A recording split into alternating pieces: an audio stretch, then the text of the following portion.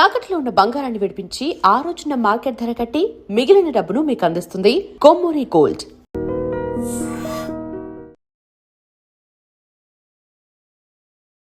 నమస్తే, నేను Kavitha. Welcome to I dream news and నిజాలు. మహారాష్ట్ర డిప్యూటీ సీఎం అజిత్ పవార్ అకాల మరణంతో ఇప్పుడు అక్కడ రాజకీయంగా శూన్యత ఏర్పడింది అనేటువంటి అభిప్రాయాలు ఎందుకు వ్యక్తమవుతున్నాయి? మహాయుతి ఆధ్వర్యంలోనే మహారాష్ట్రలో ప్రభుత్వం ఏర్పడ్డ తర్వాత ప్రభుత్వానికి ఏదైనా ప్రాబ్లం అవుతుందా అనేటువంటి అనుమానాలు కూడా ఎందుకు వస్తున్నాయి? అజిత్ పవార్ వారసులు ఎవరు? ఆ తర్వాత అజిత్ పవార్ పార్టీ ఎన్సీపీ శరద్ పవార్ పార్టీలో ఏమైనా కలవబోతోందా? బోల్డ్ అన్ని క్వశ్చన్స్ ఇప్పుడు సడన్గా ఎదురవుతున్నాయి. మనతో పాటుగా ఉన్నారు సీనియర్ జర్నలిస్ట్ సురేష్ కొచ్చాతిల్ గారు. సార్ నమస్తే. సో సడన్ డెత్ అనేది అనుకోని ప్రమాదంలో అజిత్ పవార్ మరణించిన తర్వాత బోల్డ్ అని క్వశ్చన్స్ వస్తున్నాయి. అందులో ఫస్ట్ కనిపిస్తోంది మహాయుతి ఆధ్వర్యంలో ఏర్పడినటువంటి ప్రభుత్వం మేజర్ కీ రోల్ ప్లే చేస్తున్నటువంటి పవార్ మరణం తర్వాత గవర్నమెంట్ ఉంటుందా, డీస్టెబిలైజ్ అయిపోతుందా? ఎందుకని ఆ వాదన వస్తుంది? గవర్నమెంట్ డీస్టెబిలైజ్ కాదు, ఎందుకంటే బీజేపీకి ఆల్మోస్ట్ వాళ్ళు ఆన్ దర్ ఓన్ మెజారిటీ ఉంది. అసలు అక్కడ 288 అసెంబ్లీ సీట్స్ ఉన్న మహారాష్ట్రలో బీజేపీకి 131 ఆల్రెడీ ఉంది. 140 అయిపోతే వాళ్ళకి మెజారిటీ వచ్చేసి 142 దాకా. So that is very easy. Already Shiv Sena దగ్గర 57 సీట్లు ఉన్నాయి. So they are comfortable majority. Problem ఎన్సీపీకి రాబోతుంది. అంటే అజిత్ పవార్ ఎన్సీపీకి వాళ్ళ దగ్గర 40 మంది ఎమ్మెల్యేలు ఉన్నారు. ఆ ఎమ్మెల్యేలు ఇప్పుడు ఎక్కడికి వెళ్తారు? ఎందుకంటే శరద్ పవార్ గ్రూప్ దగ్గర 10 ఎమ్మెల్యేలు ఉన్నారు. ఇద్దరు కలిస్తే 50. వీళ్ళిద్దరు కలిసి పూణే అండ్ పింప్రీ చించ్వాడ్లో ఎలక్షన్ అలయన్స్గా పోటీ చేశారు first time after the split. అది పెద్ద న్యూస్ అయింది. అది బీజేపీ కూడా చాలా అది పెద్ద ఒక ఈగో ప్రాబ్లంగా తీసుకున్నారు. సరే నువ్వు ఇంత పని చేస్తా, నిన్ను కూడా చూపిస్తా అని చెప్పి. మహారాష్ట్ర పాలిటిక్స్ డబ్బులతోనే నడుస్తుంది, మన తెలంగాణ ఆంధ్ర లాగానే. మీకు ఈ డబ్బులు ఎక్కువ కేరళలో కనిపించదు, తమిళనాడులో ఉంది కానీ ఇంత పెద్ద డబ్బులు. ఇక్కడ ఒక సర్పంచ్ ఎలక్షన్కే కోట్లు ఖర్చు పెడతారు మన దగ్గర. అట్లనే మహారాష్ట్రలో కూడా హార్స్ ట్రేడింగ్ అనేది ఎక్కువ చూసాం. హార్స్ ట్రేడింగ్ కన్నా ఎక్కువ అక్కడ హార్స్ ట్రేడింగ్ ఎక్కువ ఉండదు. అక్కడ ఉన్నది ఏంటంటే డబ్బులు, మనీ పవర్. ఎలక్షన్లో అంటే మీ ఒపోనెంట్ కన్నా మీరు 100 సార్లు ఎక్కువ ఖర్చు పెడతారు. వాడు పోస్టర్లు ఒక్కటి కనిపించదు, మీ పోస్టర్లు ఎక్కడ తిరిగితే గల్లీలో ఉంటుంది. ఎక్కడ చూసినా ఫ్లెక్స్ ఉంటుంది, ఎక్కడ చూసినా వీడియోలు ఉంటుంది, పబ్లిక్ మీటింగ్ ఉంటుంది. ఇదన్నీ నడుస్తుంది. లాస్ట్లో ఎలక్షన్ రోజు డబ్బులు కూడా ఇస్తారు. అది మన దగ్గర కూడా జరుగుతుంది. కానీ అజిత్ పవార్ అనే ఒక వ్యక్తి 7 సార్లు డిప్యూటీ సీఎం ఉన్న తర్వాత కూడా ఆయన చాలాసార్లు చెప్పాను, నాకు ముఖ్యమంత్రి కావాలన్నా, నాకు ఫైనల్ ఏం నా లైఫ్లో ముఖ్యమంత్రి అని. ఎప్పుడు యూనియన్ క్యాబినెట్ గురించి మాట్లాడలేదు. ఇన్ఫ్యాక్ట్ వాళ్ళ అంకుల్ శరద్ పవార్ ఆయన నేషనల్ లెవెల్లో కూడా పాలిటిక్స్లో ఉన్నప్పుడు, బిఫోర్ దిస్ పార్టీ స్ప్లిట్ యునైటెడ్గా ఉన్నప్పుడు ఎన్సీపీలో, అజిత్ పవార్కి ఎప్పుడు బారామతిని ఆయన సొంత ఇల్లు అక్కడే కదా, ఈజ్ హోమ్ టౌన్ అని చెప్పొచ్చు. అక్కడే ఆయనది మొత్తం పాలిటిక్స్ అక్కడి నుంచి ఉంది. అఫ్కోర్స్ 1999లో 1999లో he started his politics with Pune municipal corporation. నాకు గుర్తున్నట్లుంది అది. Yes, Pune municipal corporation. అక్కడి నుంచి మొదలైన పాలిటిక్స్ ఇది అజిత్ పవార్ది. ఆయనకు ప్రాబ్లం ఎక్కడ వచ్చిందంటే, ఒక చాలా పెద్ద మనిషి ఉన్నప్పుడు, పెద్ద చెట్టు ఉన్నప్పుడు దాని కింద ఒక చిన్న చెట్టు ఎప్పుడు సర్వే కాదు. ఆయనకు ఎప్పుడు తెలుసు అది. శరద్ పవార్ గారు ఏ రోజు పోతారో అని చాలామంది చూస్తూనే ఉన్నారు. Is already 85. ఆయనకు హెల్త్ బాగాలేదు చాలా సంవత్సరాల నుంచి. కూతురు సుప్రియ సూలేకి అయితే అంత ఇంట్రెస్ట్ లేదు. ఆమె ఏదో లోక్సభలో కాంటెస్ట్ చేసిన, ఈసారి ఓడిపోయింది ఆమె యాక్చువల్లీ బారామతి నుంచి. సో అట్లాంటి పొజిషన్లో ఉన్నప్పుడు కూడా ఆమె ఎంపీగా, రాజ్యసభ ఎంపీగా అట్లా ఉండిపోతుంది అక్కడే. కానీ ఆమెకు కావాల్సిన లీడర్షిప్ క్వాలిటీ లేదు. ఇదొక ప్రాబ్లం ఉంది. సో ఇట్లాంటి పరిస్థితుల్లో ఏం చేయబోతున్నారు అనేది క్వశ్చన్ వస్తుంది. ఎందుకంటే లోక్సభకి మళ్ళీ పోటీ చేసి మళ్ళీ ఎన్నికైన తర్వాత కూడా సుప్రియ సూలేకి ఆ మెజారిటీ ఎప్పుడు రావట్లేదు. ఒక కాన్ఫిడెన్స్ లేదు పార్టీలో that she can lead. Ajit Pawar తర్వాత పార్టీలో చాలామంది నేతలు ఉన్నారు. వికే పాటిల్ ఆయన ఉన్నారు, మన ప్రఫుల్ పటేల్ ఉన్నారు, వీళ్ళు ఉన్నారు చాలామంది. అక్కడి నుంచి శరద్ పవార్ వైపు నుంచి వచ్చిన వాళ్ళు ఉన్నారు. కానీ ఇప్పటి నుంచో ఈ మాటలు నడుస్తున్నాయి. ఆ రోజు కూడా ప్రెస్ కాన్ఫరెన్స్, మున్సిపల్ ఎలక్షన్ కన్నా ముందు జరిగిన ప్రెస్ కాన్ఫరెన్స్లో వీరిద్దరు కూర్చున్నారు స్టేజ్ మీద. సుప్రియ సూలే అండ్ అజిత్ పవార్. అప్పుడు చాలామంది ప్రెస్ వాళ్ళు అడిగారు, మీ ఫార్మర్ మర్జర్ మీరు ఎట్లయినా పూణే పోటీ చేస్తున్నారు, పింప్రి చించ్వాడ్ పోటీ చేస్తున్నారు అలయన్స్లో, మర్జర్ ఎప్పుడు జరుగుతుంది అంటే చూడండి everything will happen at its time అన్నారు. ఇప్పుడేంటి? That's a question everybody is asking. ఎందుకంటే అజిత్ పవార్ని రీప్లేస్ చేయలేము, ప్రఫుల్ పటేల్ కూడా కేపబిలిటీ లేదు, పార్టీలో ఉన్న మిగతా లీడర్స్ కూడా కేపబిలిటీ లేదు. ఒక టైంలో పవార్స్కి ఒకటే ఛాలెంజ్ ఉండే పూణేలో, మనందరు తెలిసింది అది, సురేష్ కల్మాడి. ఈ వాజ్ అనదర్ పూణేట్ కాంగ్రెస్ మెన్. వీళ్ళిద్దరితో పోటీ పడడానికి కేపబుల్గా ఉన్న మనిషి ఆయన ఒక్కరే ఉన్నారనమాట. కానీ కల్మాడి దాని తర్వాత కామన్వెల్త్ గేమ్స్లో ఇరుక్కుపోయిన తర్వాత, ఆ స్కామ్లో ఇరుక్కుపోయిన తర్వాత ఆయన పొలిటికల్ ఫ్యూచర్ ఫినిష్ అయిపోయింది. మొన్ననే ఆయన చనిపోయారు. మహారాష్ట్ర పాలిటిక్స్లో కొన్ని టర్నింగ్ పాయింట్స్ ఉంది, ఎప్పుడైనా చూడండి Kavitha garu. Pramod Mahajan who could have been a prime minister one day 100%. Modi garu వచ్చాకన్నా ఎంతో ముందు ప్రమోద్ మహాజన్ గారి గురించి మాట్లాడతారు. అంటే ఒక గో గెటర్, ఏం చెప్తారు, పార్టీలో ఫైనాన్స్ తీసుకురావడం, డబ్బులు తీసుకురావడంలో, పార్టీని మేనేజ్ చేయడంలో బ్యాక్ రూమ్ బాయ్ అంటారు చూడండి. Pramod Mahajan was that. Unfortunately వాళ్ళ ఓన్ బ్రదర్ ఆయన్ని చంపారు. చనిపోయిన తర్వాత అక్కడ ఒక మలుపు తిరిగింది మహారాష్ట్ర పాలిటిక్స్లో. Gopinath Munde again potential CM candidate, yes, but more than CM. ఆయన నేషనల్ లెవెల్లో మోదీ గారు తీసుకొచ్చి ఫస్ట్ మోదీ క్యాబినెట్లో మినిస్టర్గా ఉన్నప్పుడే ఒక ట్రాఫిక్ యాక్సిడెంట్ చనిపోయారు. ఆయన రోడ్ యాక్సిడెంట్లో పోయారు. అక్కడ కూడా Maharashtra politics turn on it side. ఈ ఇద్దరు పెద్ద లీడర్స్ బీజేపీని రిప్రజెంట్ చేస్తుండే ఆ టైం. అప్పుడు ఫడ్నవీస్ గారు ఎక్కడ లేరు అప్పుడు. ఇప్పుడు చూడండి, ఐ మీన్ లైఫ్లో కొన్ని మూమెంట్స్ వస్తుంది అట్లాంటివి.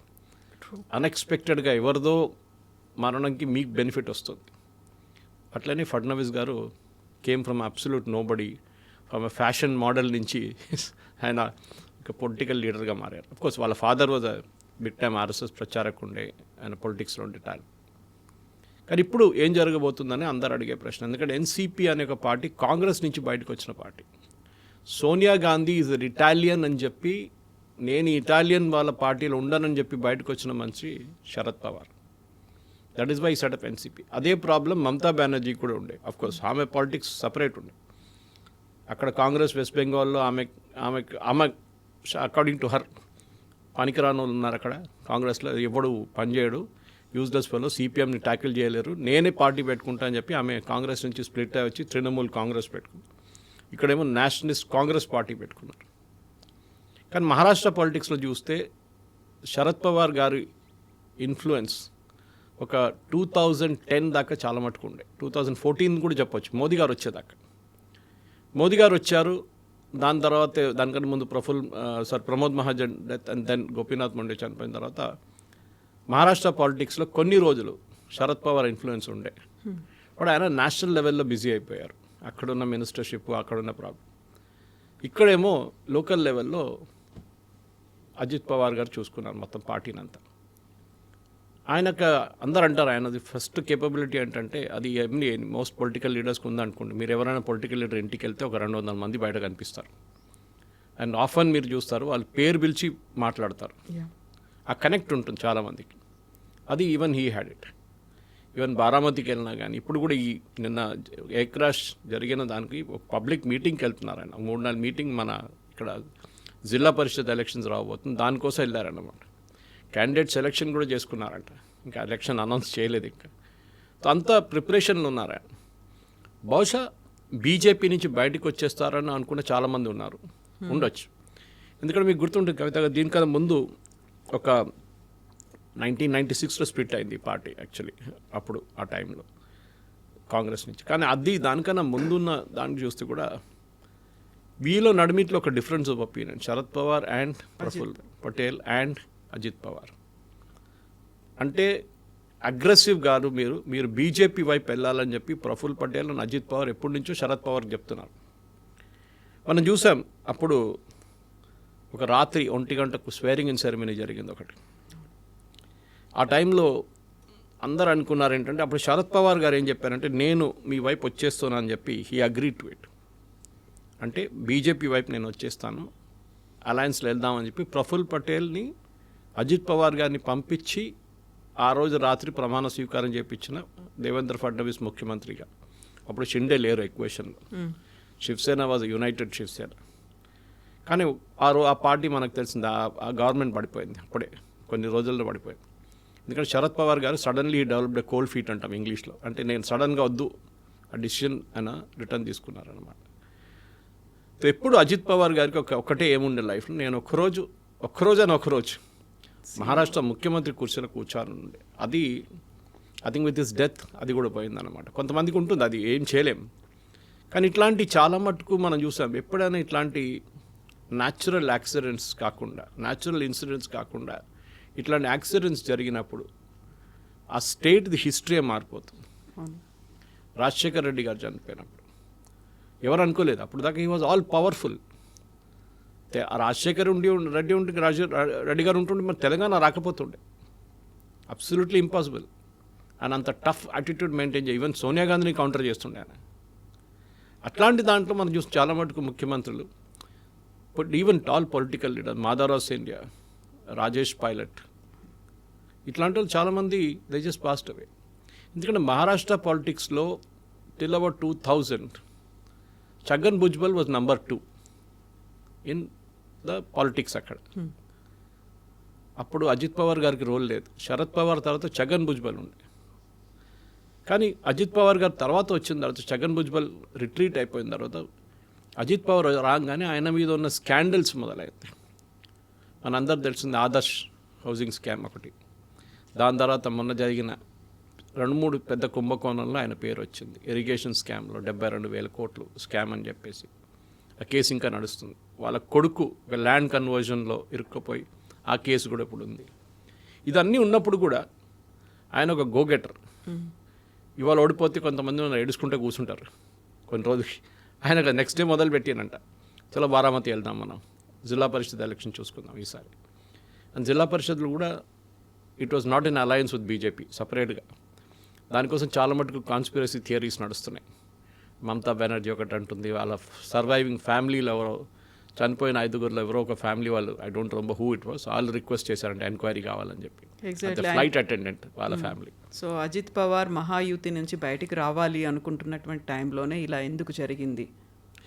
అది నేను ఇంకో టెలివిజన్ ఛానల్ ఇంటర్వ్యూలో నేను చెప్పాను నేను దీని గురించి. అదేం జరిగిందంటే, మహారాష్ట్రలో ఈ మున్సిపల్ ఎలక్షన్ వచ్చిన తర్వాత షిండే ఈ మహారాష్ట్ర బృహన్ ముంబైలో మేయర్ కావాలని చెప్పి వాళ్ళ పార్టీ వైపు నుంచి చాలా మటుకు ట్రై చేస్తున్నారు. తానేలో ఉన్న ఒక టాల్ బీజేపీ లీడర్, ఆయన పేరు నాకు గుర్తు రావట్లేదు, ఈయన ఒపోనెంట్ ఆయన. సో ఆయన ఒక మాట అన్నారు, షిండే నువ్వు ఎక్కువ మాట్లాడకు, ఒకరోజు నిన్ను నామో నిషాన్ లేకుండా మాయం చేసేస్తాను, నీ పార్టీని నిన్ను నామో నిషాన్ లేకుండా మాయం చేస్తున్నారు. ఇప్పుడు అందరూ ఏమంటారు, చెప్పింది ఒకటి జరిగింది ఒకటని. ఆయన చెప్పిందేమో షిండే గురించి, కానీ ఇక్కడ నుంచి మాయమైపోయింది అజిత్ పవార్ గారు. కానీ it's an accident, it's nothing conspiracy, దాంట్లో ఏం లేదు. అన్ని యాక్సిడెంట్స్లో కాన్స్పిరసీ అని చెప్తారు. ఈవెన్ రాజేష్ పైలట్ యాక్సిడెంట్ కూడా అంతే, సంజయ్ గాంధీ గారు చనిపోయినప్పుడు అంతేగా జరిగింది. మాధవరావు సింధియా కూడా ఆల్ కాన్స్పిరసీ థియరీస్ ఉంటుంది. They were all ఒపోజ్ to Sonia Gandhi, దానికోసం వాళ్ళని తీసేశారని చెప్పేసి సీన్ నుంచి. సంజయ్ గాంధీ చనిపోయినప్పుడు కూడా చాలా అలిగేషన్స్ ఉన్నాయి.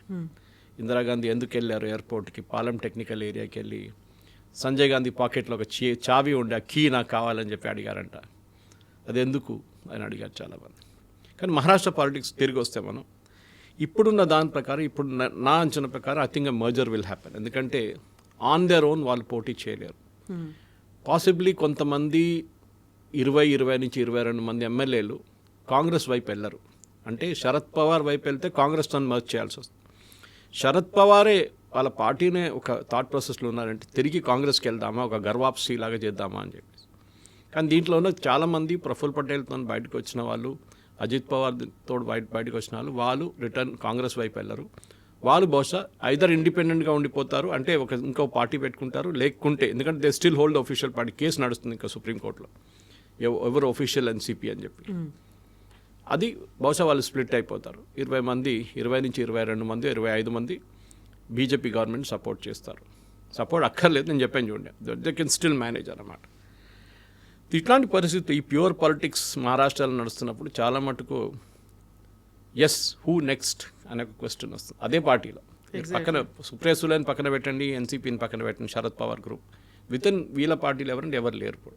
ఇప్పుడు అజిత్ పవార్ వాళ్ళ ఆవిడ కూడా రాజ్యసభ ఎంపీగా ఉన్నారు. తను సునేత్ర, తను ఎంపీగా ఉన్నారు. తనేమన్నా వారసురాలు అవుతుందా, తనేమన్నా పార్టీని లీడ్ చేస్తుందా? దాంతోపాటుగా అజిత్ పవార్ వాళ్ళ అబ్బాయి కూడా is he capable of doing that, taking that responsibility అనేది ఒకటి వస్తుంది. ఒక కొడుకు అయితే పాలిటిక్స్లో ఉన్నారు, అదర్ గా ఇస్ నాట్ ఇంట్రెస్టెడ్, పాలిటిక్స్ లేడు.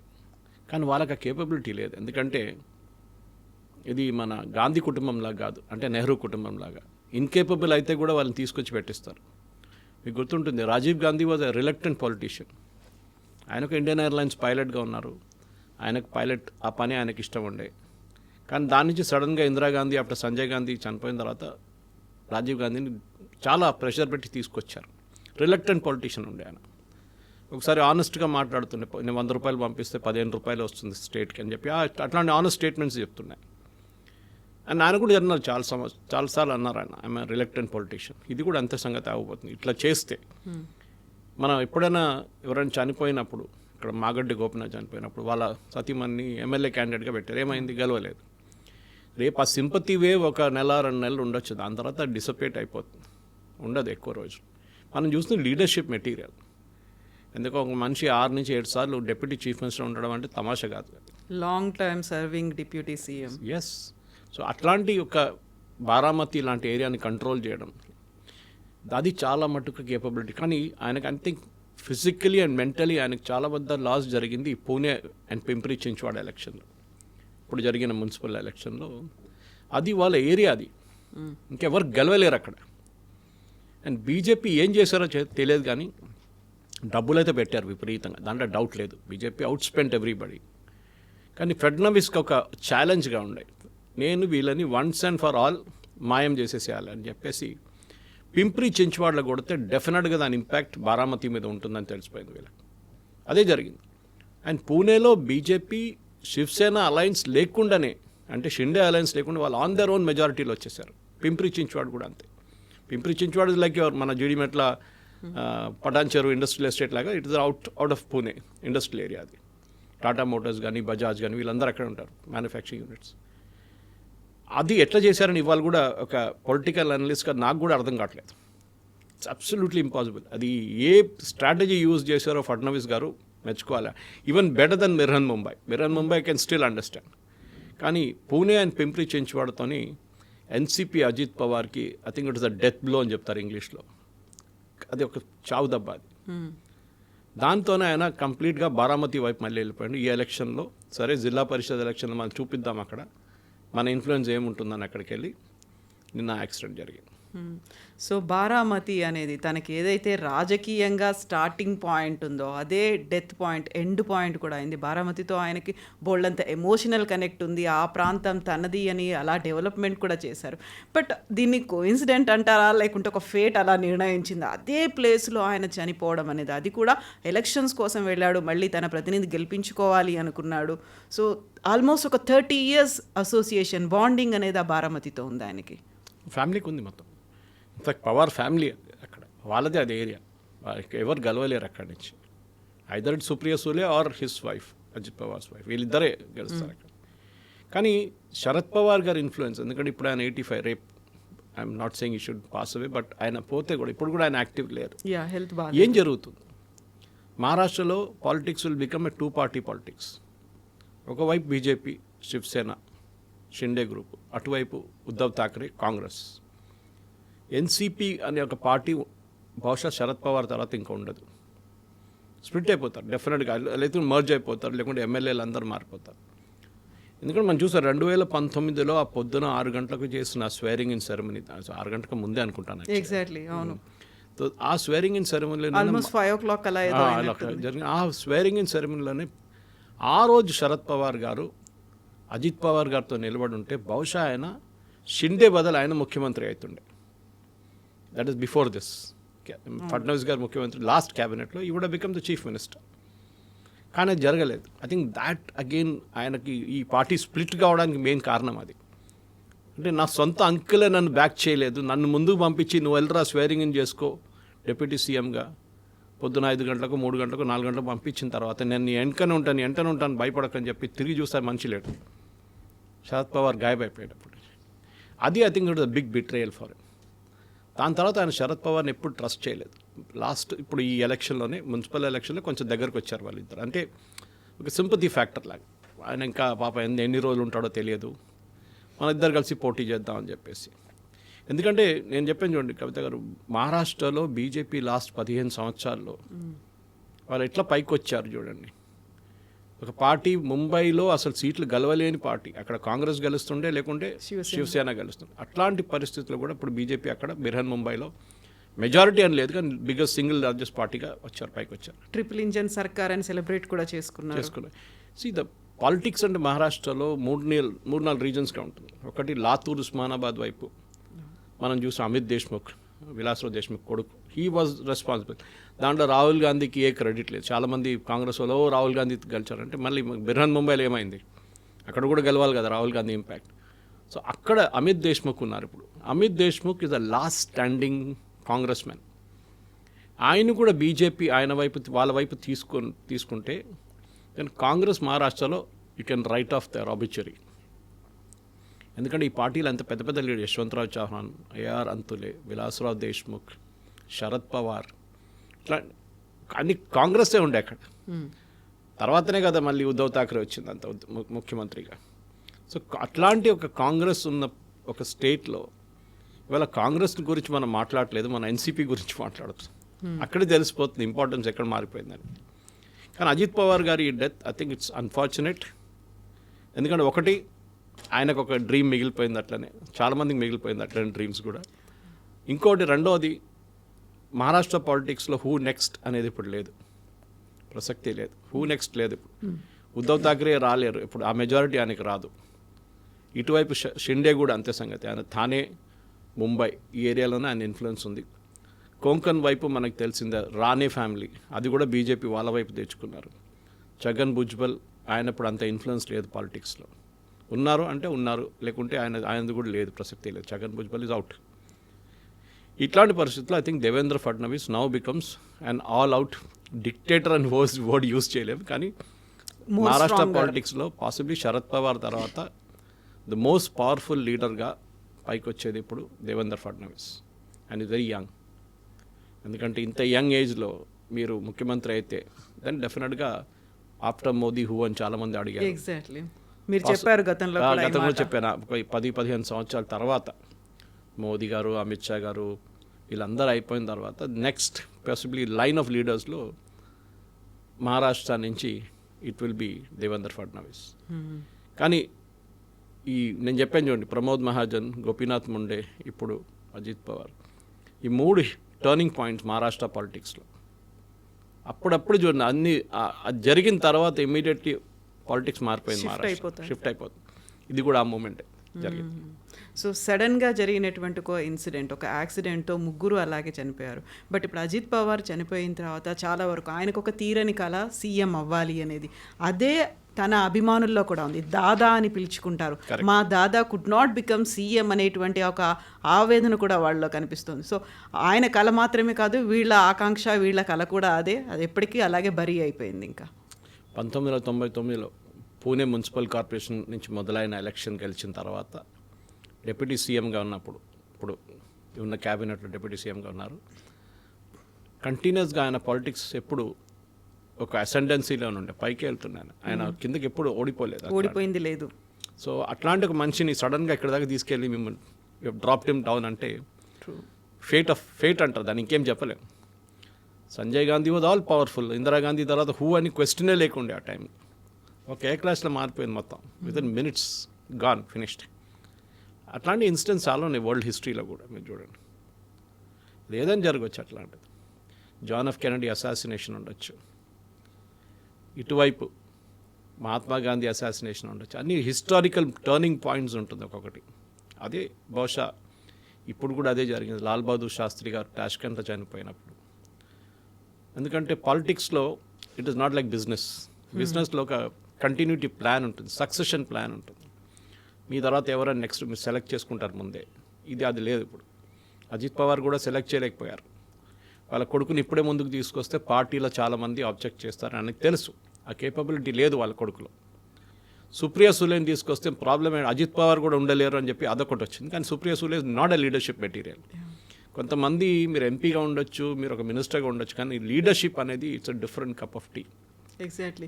చాలా వరకు రీజనల్ పార్టీస్ అన్నీ కూడా ఫ్యామిలీ పార్టీస్, కుటుంబ పార్టీలు అనుకున్నప్పటికీ ఒక పెద్ద పోయాడు అంటే ఇమ్మీడియట్గా సక్సెసర్ అనేది లేకపోవడం అనేది యూజువల్గా చెప్పేదే అది. అదే డిఫరెన్స్ నేషనల్ పార్టీలకి రీజనల్ పార్టీలకి. నేషనల్ పార్టీల్లో అంటే చాలామంది లీడర్లు ఉంటారు, రీజనల్ పార్టీ అంటే కుటుంబ సభ్యులే మళ్ళీ లీడ్ చేస్తూ ఉంటారు అనుకున్నప్పుడు ఇక్కడ మళ్ళీ వెతుక్కునే పరిస్థితి లేదు. అంటే మెర్జ్ చేయాలి, లేకుంటే పార్టీయే మాయమైపోతుంది అనేది. ఎవరు లేరు.